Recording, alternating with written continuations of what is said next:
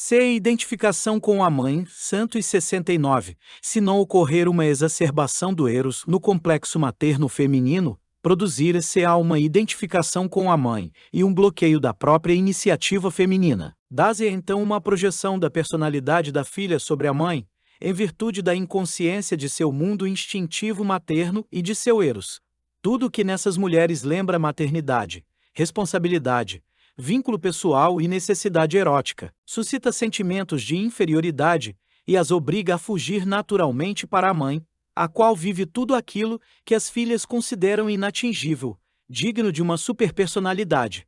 A mãe, involuntariamente admirada pela filha, a mãe vive tudo antecipadamente em seu lugar. A filha contenta-se em depender da mãe. De um modo desinteressado e inconscientemente, ela se esforça contra sua vontade a ascender pouco a pouco a uma posição de tirana da própria mãe. No início, sob a máscara da mais perfeita lealdade e devoção, ela vive uma existência de sombra, muitas vezes visivelmente sugada pela mãe, cuja vida ela prolonga como que através de uma permanente transfusão de sangue. Tais virgens exangues não são imunes ao casamento. Pelo contrário, apesar de sua qualidade de sombra e de sua apatia, ou justamente por causa disso, elas são altamente cotadas no mercado do casamento. São de tal forma vazias que um homem pode nelas enxergar o que bem entender.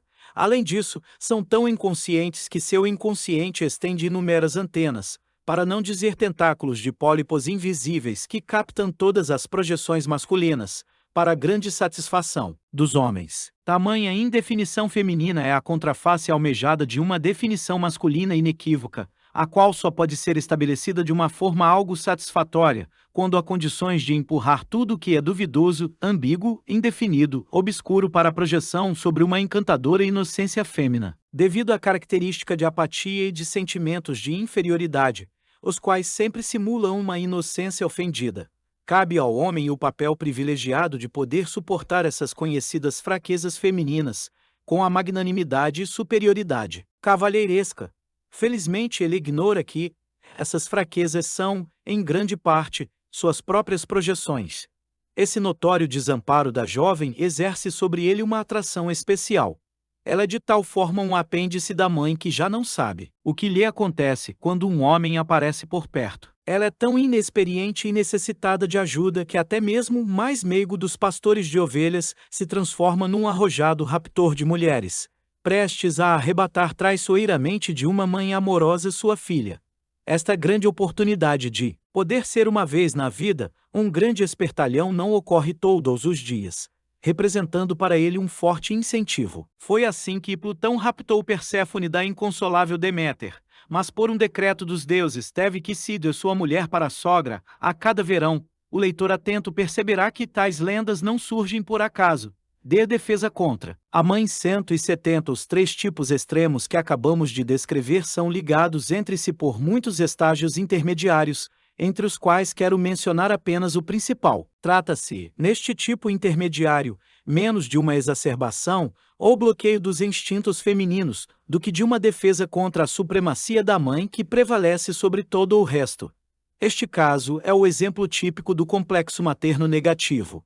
Seu lema é: qualquer coisa menos ser como a mãe. Trata-se, por um lado, de um fascínio que, no entanto, nunca se torna uma identificação, e, por outro, de uma exacerbação do Eros que se esgota porém numa resistência que aumenta contra a mãe.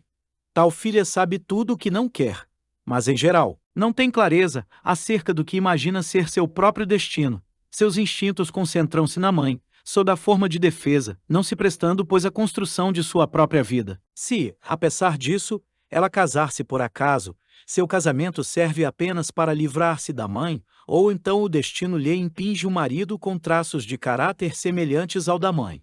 Todos os processos e necessidades instintivos encontram dificuldades inesperadas, a sexualidade não funciona, ou os filhos não são bem-vindos, ou os deveres maternos lhe parecem insuportáveis, ou ainda as exigências da vida conjugal são recebidas com irritação e impaciência. De certa forma, tudo isso não pertence às realidades essenciais da vida, uma vez que seu fim último é constituído unicamente pela defesa persistente contra o poder materno. Em tais casos, podemos ver em todos os seus detalhes os atributos do arquétipo materno. Por exemplo, a mãe enquanto família, ou clã, produz uma violenta resistência ou falta de interesse por tudo que representa a família, comunidade, sociedade, convenção, etc.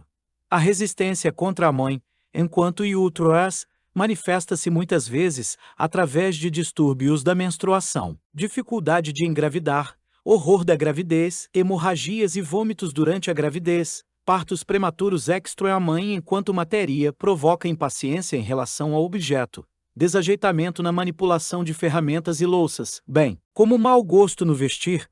171. A partir da defesa contra a mãe verifica-se ocasionalmente um desenvolvimento espontâneo da inteligência, com o intuito de criar uma esfera em que a mãe não exista. Esse desenvolvimento resulta das necessidades próprias da filha e não visa homenagear um homem que ela queira impressionar, simulando uma camaradagem espiritual. O propósito é quebrar o poder da mãe, através da crítica intelectual e cultura superior, de modo a mostrar-lhe toda a sua estupidez, seus erros lógicos e formação deficiente. O desenvolvimento intelectual é acompanhado de uma emergência de traços masculinos em geral. Os aspectos positivos do complexo materno *** a mãe, 172, o aspecto positivo do primeiro tipo, ou seja, a exacerbação do instinto materno, refere-se àquela imagem da mãe que tem sido louvada e cantada em todos os tempos e em todas as línguas. Trata-se daquele amor materno que pertence às recordações mais comoventes e inesquecíveis da idade adulta e representa a raiz secreta de todo vir a ser e de toda transformação, o regresso ao lar, o descanso e o fundamento originário, silencioso, de todo início e fim.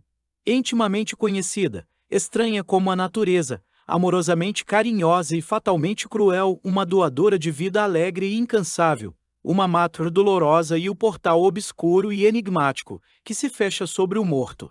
Mãe, é amor materno, é a minha vivência e o meu segredo. O que mais podemos dizer daquele ser humano a que se deu o nome de mãe? Sem cair no exagero, na insuficiência ou na inadequação e mentira, poderíamos dizer portadora casual da vivência que encerra ela mesma e a mim, toda a humanidade, e até mesmo toda criatura viva, que aí desaparece, da vivência da vida de que somos os filhos. No entanto, sempre o fizemos e sempre continuaremos a fazê-lo. Aquele que o sabe e é sensível não pode mais sobrecarregar com um peso enorme de significados, responsabilidades e missão no céu e na terra a criatura fraca e falível, digna de amor, de consideração, de compreensão, de perdão que foi nossa mãe. Ele sabe que a mãe é portadora daquela imagem inata em nós da Mater Natura e da Mater Spiritualis, da amplitude total da vida, a qual somos confiados quando crianças, e ao mesmo tempo abandonados. Ele também não pode ter dúvida alguma em libertar a mãe humana dessa carga assustadora, pelo respeito que deve a ela e a si mesmo. É precisamente este peso de significados que nos prende à mãe e acorrenta esta ao filho para a ruína anímica e física de ambos. Nenhum complexo materno é resolvido, reduzindo unilateralmente a mãe em sua medida humana. É preciso retificá-la de certa forma. Corre-se desta forma o perigo de decompor em átomos também a vivência da mãe, destruindo assim um valor supremo e atirando fora a chave de ouro que uma boa fada havia colocado em nosso berço. Por isso o homem sempre associou instintivamente aos pais pai e mãe, o casal divino pré-existente na figura do Godfather e Godmother do recém-nascido, a fim de que este último nunca se esqueça, quer por inconsciência, quer por um racionalismo míope, de conferir aos pais um caráter divino. 173. O arquétipo é, a princípio, muito menos um problema científico do que uma questão importantíssima da higiene anímica. Mesmo que nos faltassem todas as provas da existência dos arquétipos, e mesmo que todas as pessoas inteligentes nos provassem convincentemente de que os mesmos não podem existir, teríamos que inventá-los para impedir que os nossos valores mais elevados e naturais submergissem no inconsciente. Se estes valores caírem no inconsciente, toda a força elementar das vivências originárias desaparecerão com eles.